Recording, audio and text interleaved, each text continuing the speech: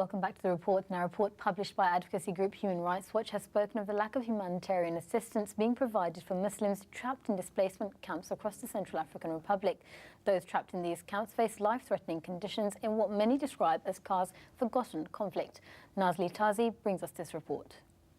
Caught between raging violence and poor sanitation provisions, hundreds of Muslims trapped across displacement camps to the west of the Central African Republic face life-threatening conditions in what many describe as CAR's forgotten conflict. A report published by advocacy group Human Rights Watch yesterday spoke of growing despair at lacking humanitarian assistance for those languishing in displacement compounds and camps. The report also put into words local communities' mounting anger against United Nations agencies, who in passing months are said to have exercised forceful measures to actively prevent Muslims fleeing. The prospect of death looms large in not only displacement sites, but also outside of them, in light of consistent efforts sanctioned by the interim state to prevent the evacuation of Muslims. Responding to these allegations, the transitional government stated that earlier evacuation attempts, coordinated by the Chadian Army, African Union and UN peacekeeping forces, took place in absence of government authorization.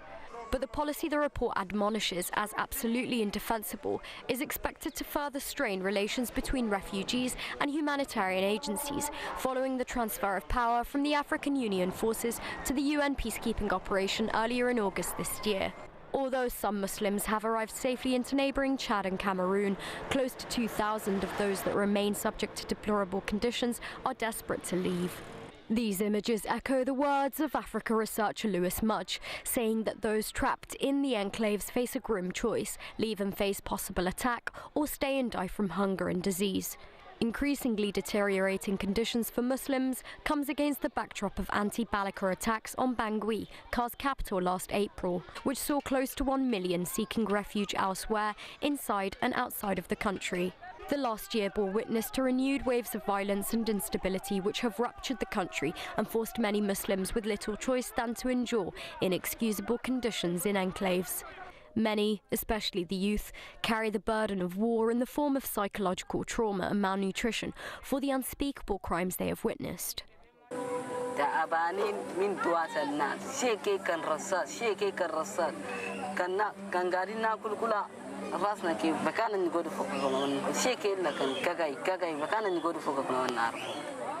Ravaged by what some human rights groups call ethnic cleansing, ongoing Christian anti-Balaka revenge attacks against Muslims is never without enormous implications for the future fate of CAR. Confronted with the choice of dying or walking for months on end through testing conditions, the only wish for the remaining 1,750 Muslims is not to be condemned to an early grave. Nazli Tazi, The Report. On Skype, I'm joined by freelance journalist Ayo Johnson, and on the phone, calling from Kigali in Rwanda, we have Lewis Mudge, who's an Africa researcher from Human Rights Watch. Lewis, can I come to you first now?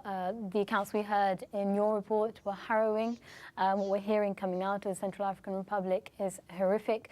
But why hasn't anything changed? We've heard Human Rights Watch, Amnesty International, various human rights groups throughout the year talking about the situation for Muslims in CAR.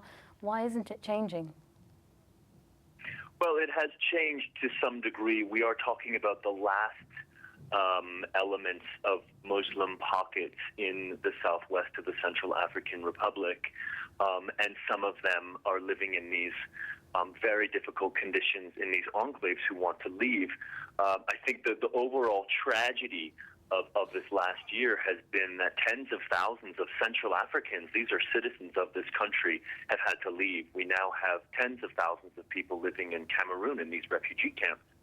But the simple fact of the matter is that they're not safe. Despite this UN mission that's on the ground since September 15th, the conditions are just not suitable for Muslims to live without feeling that their lives are threatened. And so the last pockets do want to try to get out.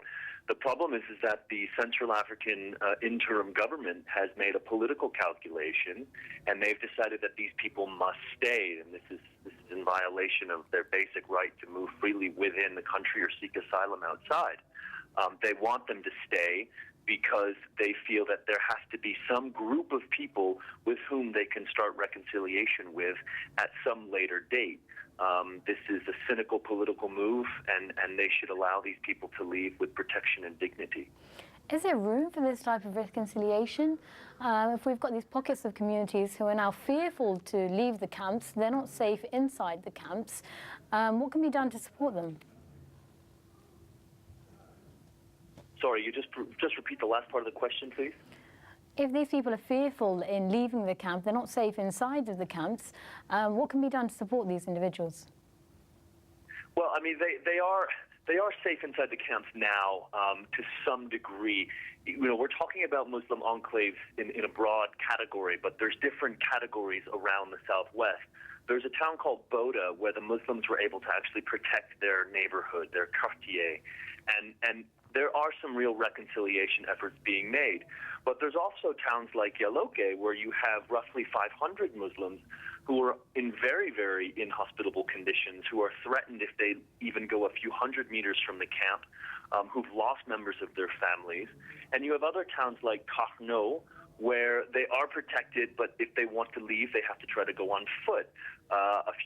About a month ago, I met a woman whose husband had tried to leave, and he was hacked to pieces by the anti-Balaka not far from this camp. So, you know, the UN peacekeepers have decided that they'll try to secure the actual camps. They won't provide any protection for people leaving. In areas like Yaloke, even the protection they're providing is not sufficient. This is a real blight on this UN mission. This UN mission is something that we at Human Rights Watch have been calling for well over a year. They are doing many things correctly and many things, doing the right thing. But these enclaves are really deplorable, and they need to take some decisions on how to evacuate these people. Ayo, can I bring you into this discussion? Trapped in enclaves where they can't leave, the UN have said they'll be protecting them or trying to protect them if they're going to stay inside the camps, but why can't these individuals leave? They can't leave because for their own safety, fearful that they could be attacked and not knowing exactly where they will go and if they will get the safety that they desperately require. You must understand that the Central African Republic has gone through a turmoil of a situation. Muslims and Christians have been at loggerheads with each other, attacking one another over a protracted period of time, of which we must say that most recently, the Muslim population, which are in the minority, have been pushed to the edge. Ultimately, Christian militia have taken the law into their own hands. The new president, Samba Panza, has not provided the confidence that's required for both sides, combined with the, if one were to say, the French who were on the ground, who, for all intents and purposes, lost the confidence of the Muslim population, and instead it was the Chadians who provided that confidence. So you then had peacekeepers who had to take sides. You then had Muslims and Christians on both sides fighting each other. And you had the vast majority of women and children in desperate situations seeking help elsewhere. So these camps, which are mainly overcrowded, poorly managed, and in very poor condition, are the last bastion of hope for these people who are in a very desperate situation right now. But it was about a month ago, the anti-Balaka said they were going to be moving into a situation where they might become a political movement of sorts. Is that something that's on the table? Well, the anti-Balaka movement is one that has stemmed as a result of frustration. On one hand, you had a sitting president who lost power because he was a dictator, taken over by a Muslim general, and of course he lost the faith of his own clan because his people went on a rampage against many Christians, and what we've had is tit for tat. This anti-Balaka militia is very much a Christian militia for which is very much against Muslims and puts very, very fearful reprisal attacks that could have tit for tat on both sides. It's ugly, it's messy, it's clearly not stopping, and we do not have a formula because the peacekeepers are on both sides of the fence. You have the people who are on both sides, especially the Muslims who are now forced into camps. And of course, you have a very desperate situation for which a presidency, Samba Panza, who's meant to show leadership, has been unable to do so. Okay, can I come back to you, Lewis? Now, 1,300 Muslims trapped in these camps, so where they do or may have some level of safety, but forgotten conflict, these sorts of words coming out of the country. Is this something that we have forgotten, or does the international community need to be doing more? Yeah, absolutely. I mean, as your other speaker just said, we're talking about a minority already. You know, Muslims made up only 10% of the Central African Republic, and the vast majority of those Muslims have fled. There needs to be a premium put on protecting a minority because they are under attack by these anti-Balaka militias who, you know, I came out of Kar a few days ago, and these people scare the heck out of me. The international community needs to do a few things. Number one, they need to disregard, the United Nations needs to disregard this policy by the transitional government of not allowing these Muslims to leave, and they need to help any Muslims who want to leave the country do so. The ones that want to stay, there needs to be more humanitarian support given to them. We're talking about a country that has a very bad infrastructure, but we're also talking about these enclaves being in major towns. There is the ability, especially in the dry season, to get to these towns and to give them life-saving support. The World Food Program, NGOs that are on the ground, they certainly can be making more of an effort. And this will all be led by the UN, by OCHA, which is the humanitarian wing of the United Nations. But first and foremost, in terms of security, they have to help people who want to leave. Now, we know the United Nations took over the African forces in August. What sort of an impact has that had? Well, the UN forces are a bit more professionalized, but the problem is that they just switched the hats. So these African Union forces just became UN forces on September 15th. And what that means is that the contingents who were in charge of guarding these Muslim enclaves and preventing them from leaving, in particular a contingent from Congo-Brazza, they simply continue the same type of activities and not letting people leave.